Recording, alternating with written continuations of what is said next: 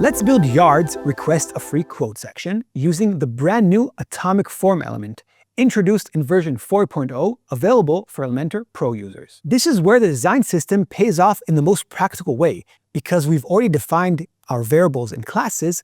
When we add the form, we're not starting from scratch. I'll drag in the atomic form element. This is different from the classic form widget, because now each part of the form is a distinct atomic element.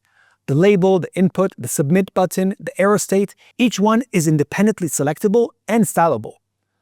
I'll start customizing and adding fields. I'll need name, email, phone number, project description, and a terms checkbox.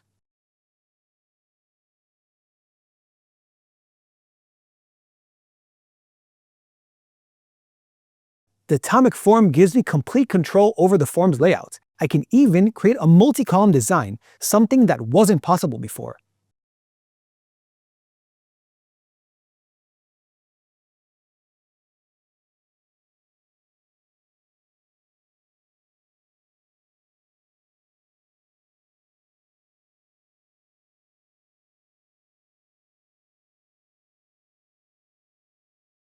And I can nest any other element directly inside the form, like an image.